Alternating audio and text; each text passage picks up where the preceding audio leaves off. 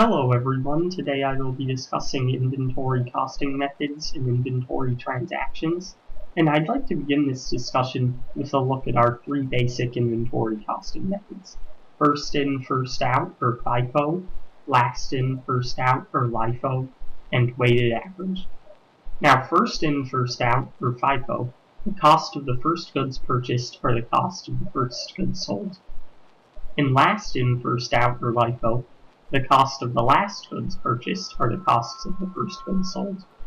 And in weighted average, the weighted average unit cost is used for the cost of goods available and the cost of goods sold. So now using this data, I will find these two values using each of the three inventory costing methods I have explained above. So now first for FIFO.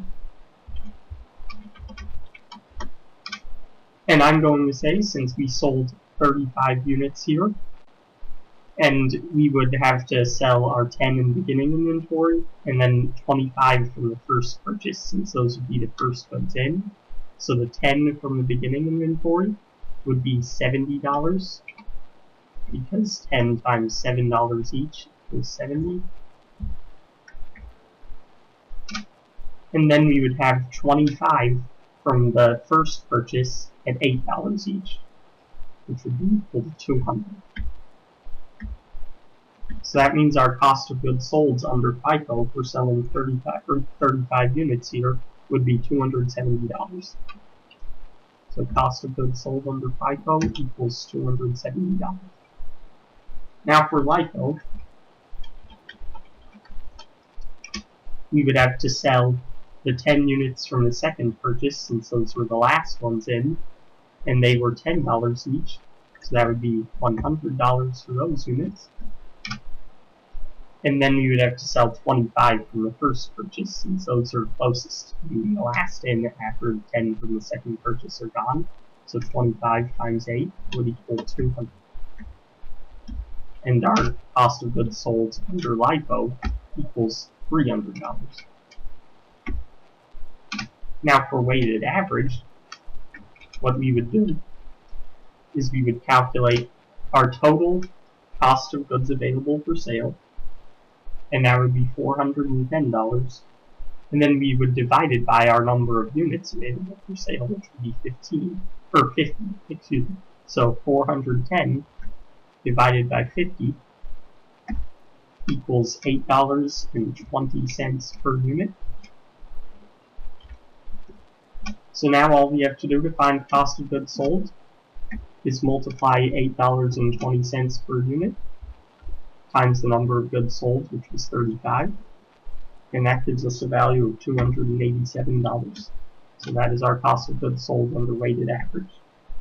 Now when faced with the rising inventory costs, LIFO would make your income tax expense lower, because it would make your net income lower because your cost of goods sold would be higher, because you're selling goods that are more expensively priced in inventory. So your cost of goods sold increases, which would cause your net income to decrease, which would cause your income tax expense to decrease.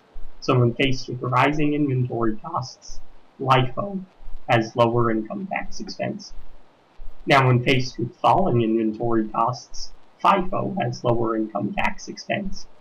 And this is because the first goods purchased would be the more expensive ones, so your cost of goods sold would be higher under FIFO, and then that would cause your net income to be lower and your income tax expense to be lower, which means it would save you money on income tax.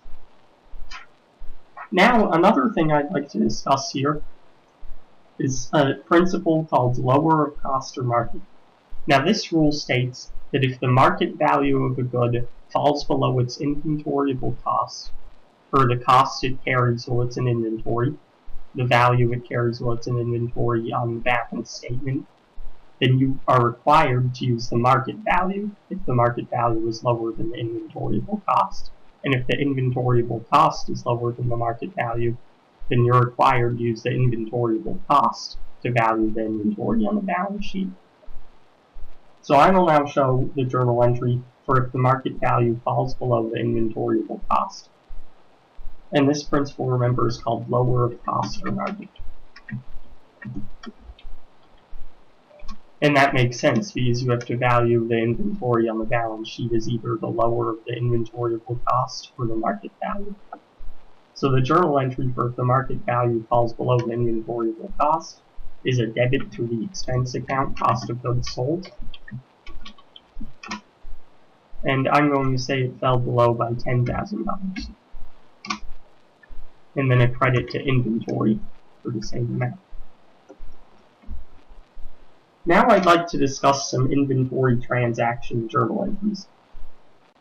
So first, I'd like to discuss the purchase of inventory on account. So this is a simple journal entry. We just debit our asset account of inventory, and I'm going to say $20,000 is purchased here. And then we credit our accounts payable, or you could credit cash, so inventory of $20,000 is often purchased on account rather than cash, so usually it would be a credit to an accounts payable. Now if there's a transportation cost associated with the inventory and the purchaser is required to pay that, then that journal entry would require a debit to inventory, and we're going to say $500 here, and a credit to usually cash for transportation expenses of inventory. Now the next journal entry I'd like to show would be a purchase return or an allowance. Now this is simple. It's simply a debit to the accounts payable or a debit to cash depending on the situation. And we're going to say it was $100 here. It was returned or allowed because the product is defective. And then it's a credit to inventory since the good is no longer in inventory since it was returned. Now the last journal entry I'd like to show here is a purchase discount. Now this is when a discount is received, for example, for paying an accounts payable by a certain deadline. And I'm going to say that here we had an accounts payable of $5,000 with a 10% discount if it was paid within a month. And I'm going to say it was paid off within a month. So that would mean we debit our accounts payable of $5,000 because the full account was paid off, and then we would credit our cash of $4,500 since we got a 10% discount on the account, so we only had to pay $4,500 cash, and then we'd also credit our inventory amount for $500, excuse me. And that's because the inventory would have to be credited, so your debits equal your credits, and your assets equals your liabilities plus owner's equity. And if you have any questions, please leave them in the comments section down below, and thank you for watching.